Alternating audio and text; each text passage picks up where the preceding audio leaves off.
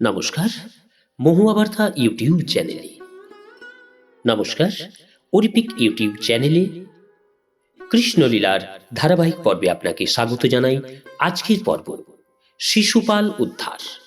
চ্যানেলে যারা নতুন তাদের অনুরোধ জানাবো চ্যানেলটি সাবস্ক্রাইব করে কৃষ্ণলীলার ধারাবাহিক পর্বগুলো শ্রবণ করুন। আসুন আজকের পর্ব শুরু করি।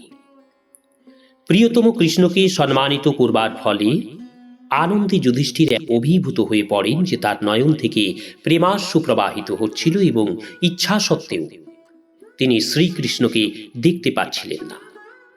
এইভাবে মহারাজ যুধিষ্ঠির কৃষ্ণকে পূজা করলেন। সেই সময় যজ্ঞস্থলে উপস্থিত সকলে করজোড়ে দাঁড়িয়ে জয় জয় নভ নম বলে উচ্চৈঃস্বরে কৃষ্ণের স্তব স্তুতি করলেন। সমবেত সকলে যখন শ্রীকৃষ্ণকে প্রণাম জানালো তখন আকাশ থেকে পুষ্পবৃষ্টি হচ্ছিল। এই সভায় নৃপতি শিশুপালও উপস্থিত ছিল। নানা কারণে বিশেষত রুক্মিণীকে বিবাহ উৎসব থেকে হরণ করবার ফলে শ্রীকৃষ্ণ ছিল তার প্রকাশ্যে ঘোষিত শত্রু। আর এই জন্য কৃষ্ণের গুণকীর্তন এবং কৃষ্ণকে সম্মান প্রদর্শন করাকে সে সহ্য করতে পারেনি। কৃষ্ণ মহিমা এবং কৃষ্ণ কীর্তন শুনে আনন্দিত হওয়ার পরিবর্তে সে অত্যন্ত ক্রুদ্ধ হয়ে উঠল। যখন সকলে দাঁড়িয়ে শ্রীকৃষ্ণকে সম্মান প্রদর্শন করছিল তখন শিশুপাল নিজ আসনেই উপবিষ্ট ছিল। শ্রীকৃষ্ণ সম্মান লাভ করায় শিশুপাল ক্রুদ্ধ হয়ে দাঁড়ালো এবং হাত তুলে নির্ভীকভাবে কঠোরভাবে কৃষ্ণের নিন্দা করতে লাগল।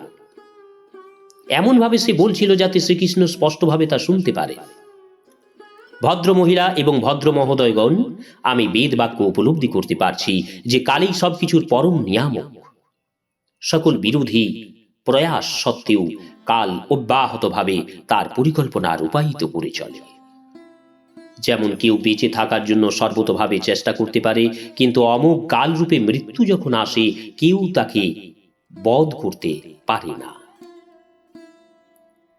এবং বাধা দিতেও পারে না, প্রতিহতও করতে পারে না। এখানে আমি দেখছি যে এই সভায় অনেক প্রবীণ ব্যক্তি উপস্থিত থাকা সত্ত্বেও কৃষ্ণের গুণকীর্তনে এই নির্বোধ বালকের কথায় তাদেরও বুদ্ধি বিপর্যয় ঘটেছে।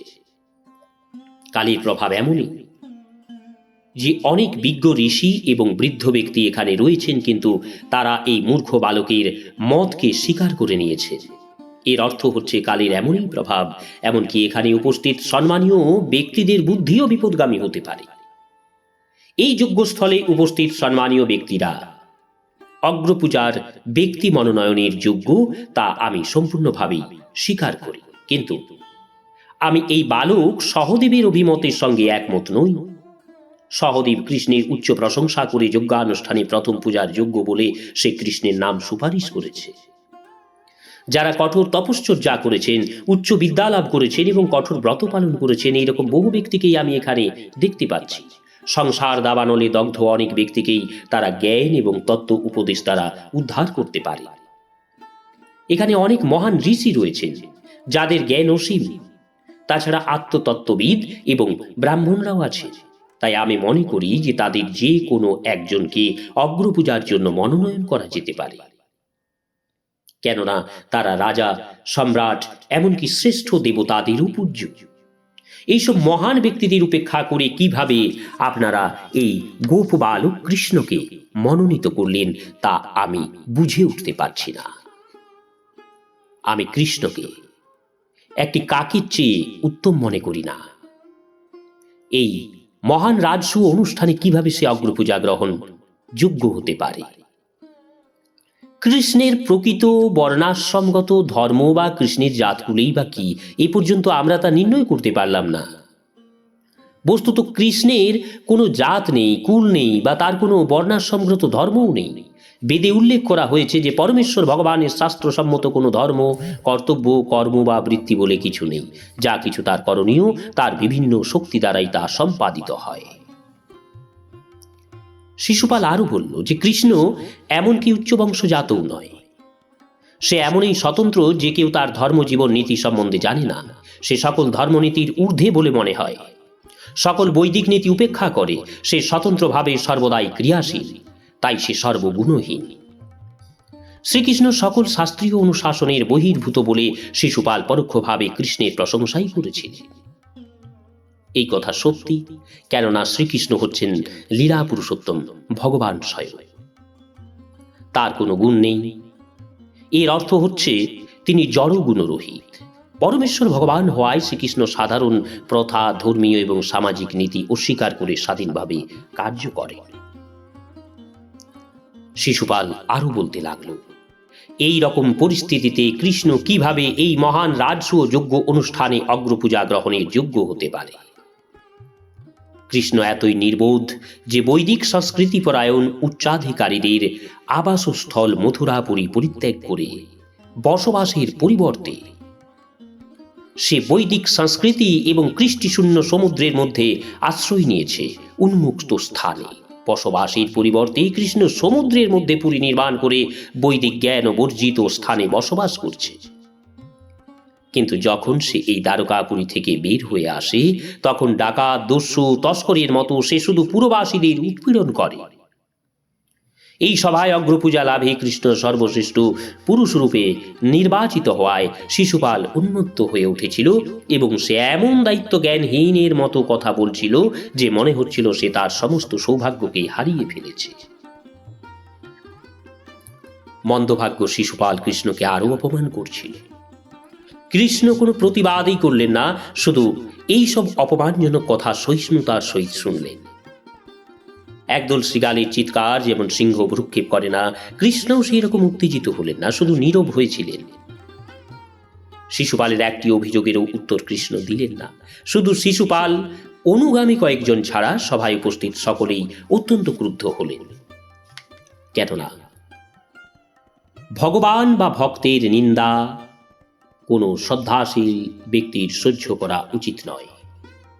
শিশুপালের বিরুদ্ধে যারা কোনো উপযুক্ত ব্যবস্থা করতে পারবে না বলে মনে করল, তাদের মধ্যে কেউ কেউ যাতে আর কৃষ্ণের নিন্দা শুনতে না হয়, তাই হাত দিয়ে তাদের কর্ণ আচ্ছাদিত করে কৃষ্ণ নিন্দার প্রতিবাদ সভা পরিত্যাগ করল। এইভাবে শিশুপালের কার্যের নিন্দা করে তার যজ্ঞস্থল তারা পরিত্যাগ করেছিল। বৈদিক অনুশাসন হচ্ছে যেখানে পরমেশ্বর ভগবানের নিন্দা হয়, সে স্থানে অবিলম্বেই ত্যাগ করা বাঞ্ছনীয়। তা যদি না করা হয় তাহলে তার সমস্ত সুকৃতি ক্ষয়প্রাপ্ত হবে এবং তার অধোগতি হবে। কুরু, মৎস্য, কেকয়, সৃঞ্জয় বংশের রাজন্যবর্গ সকলে অত্যন্ত ক্রুদ্ধ হয়ে শিশুপালকে হত্যার জন্য তক্ষণে অসি এবং ধর্ম গ্রহণ করল। সভায় উপস্থিত রাজন্যবর্গ তাকে বধ করতে উদ্যত হলেও শিশুপাল এদের মূর্খ যে সে একটুও বিচলিত হল না। মূর্খের মতো তার তথাকথিত ভালো মন্দ বিচার করবার চেষ্টাও সে করল না এবং তাকে বধ করার জন্য উদ্যত রাজন্যবর্গকে দেখেও সে বাধা দিল না। পক্ষান্তরে তাদের বিরুদ্ধে যুদ্ধ করবার জন্য শিশুপাল তার বর্ম এবং অসি তুলে নিয়ে উঠে দাঁড়াল। পবিত্র রাজসূয় যজ্ঞস্থলে তাদের সকলকে যুদ্ধের জন্য প্রস্তুত হতে দেখে ভগবান স্বয়ং তাদের শান্ত করলেন। অহৈতুকী কৃপা পরবশ হয়ে শ্রী কৃষ্ণ স্বয়ং শিশুপালকে বধ করতে মনস্থ করলেন। আক্রমণোদ্যত রাজাদের শিশুপাল যখন কঠোর ভাষায় ভৎসনা এবং তিরস্কার করতে লাগল, তখন কৃষ্ণ তার তীক্ষ্ণ ক্ষুর দ্বার সম্পন্ন চক্র গ্রহণ করে অচিরেই শিশুপালের শিরোচ্ছেদ করলেন। তো এইভাবে শিশুপাল নিহত হলে সেই সভায় প্রচণ্ড কোলাহল সৃষ্টি হল। এই উচ্চ কোলাহলের সুযোগ নিয়ে শিশুপালের সমর্থক কিছু রাজন্যবর্গ জীবন ভয়ে সভা ত্যাগ করল। কিন্তু এসব সত্ত্বেও জ্বলন্ত উল্কাপিণ্ড যেমন ভূপৃষ্ঠে পতিত হয়, ঠিক সেই রকম ভাবে উপস্থিত সকলের সামনে ভাগ্যবান শিশুপালের আত্মা অচিরেই ভগবান কৃষ্ণের শরীরে বিলীন হল। শিশুপালের আত্মায় ভগবানের অপ্রাকৃত শরীরে বিলীন হওয়ার ঘটনাটি আমাদের জয় বিজয়ের কাহিনীর কথা স্মরণ করিয়ে দেয়। চতুষণের অভিশাপে জয় বিজয় বৈকুণ্ঠচ্যুত হয়ে জড় জগতে পতিত হয়েছিল। পরপর 3 জন্ম তারা ভগবানের ঘোর শত্রুরূপে কাজ করবে। তারপর বৈকুণ্ঠে ফিরে গিয়ে ভগবৎ পার্শ্বদত্ত লাভ করে আবার তারা ভগবৎ সেবা করবে। জয় বিজয়ের বৈকুণ্ঠ লোকে প্রত্যাবর্তনের এইরকম ব্যবস্থা করা হয়েছিল। কৃষ্ণের শত্রুর ভূমিকায় কাজ করলে শিশুপাল এক মুহূর্তের জন্য কৃষ্ণ ভাবনাশূন্য ছিল না। সর্বদাই সে কৃষ্ণ চিন্তায় নিমগ্ন ছিল। এইভাবে প্রথমে ব্রহ্মসত্তায় লীন হয়ে সে ব্রহ্ম সাযুজ্য মুক্তি লাভ করল এবং অবশেষে শিশুপাল তার পূর্বের সেবায় অধিষ্ঠিত হল। ভগবদ গীতার শিক্ষা অনুযায়ী মৃত্যুর সময়ে পরমেশ্বর ভগবানের চিন্তায় কেউ নিমগ্ন হলে জড় দেহ ত্যাগ করা মাত্র সে ভগবত ধামে প্রবেশ করে। শিশুপালের মৃত্যুর পর যজ্ঞ সভায় অংশগ্রহণকারী সকলকে এবং যজ্ঞানুষ্ঠান কার্যে নিযুক্ত থাকার জন্য শাস্ত্রজ্ঞ ঋষি এবং পুরোহিতদের মহারাজ যুধিষ্ঠিরের উপহার এবং দক্ষিণা প্রদান করলেন এবং বিধিসম্মত অনুষ্ঠান শেষে তিনি স্নান করলেন। পরিভাষায় ইহাকে অবভৃত স্নান বলা হয়।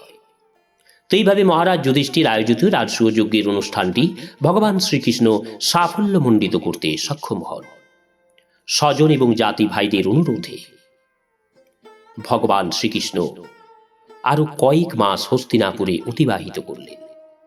কৃষ্ণ হস্তিনাপুর ছেড়ে ফিরে যাওয়ার জন্য কৃষ্ণ মহারাজ যুধিষ্ঠিরের কাছ থেকে অনুমতি নিলেন এবং রাজমহিষী সকল মন্ত্রীদের নিয়ে কৃষ্ণ দ্বারকাপুরী প্রত্যাবর্তন করলেন। শ্রীমদ্ভাগবতের সপ্তম স্কন্ধে জয় বিজয়ের বৈকুণ্ঠ লোক থেকে জড় জগতের পতনের কাহিনী বর্ণনা করা হয়েছে। জয় বিজয়ের কাহিনীর সঙ্গে শিশুপাল বধের প্রত্যক্ষ যোগাযোগ রয়েছে, কিন্তু এই ঘটনা থেকে আমরা সবচেয়ে মূল্যবান যে শিক্ষা লাভ করি তা হচ্ছে পূর্ণতত্ত্ব হওয়ায় পরমেশ্বর ভগবান শত্রু মিত্র নির্বিশেষে প্রত্যেকেরই মুক্তিদান করতে পারে।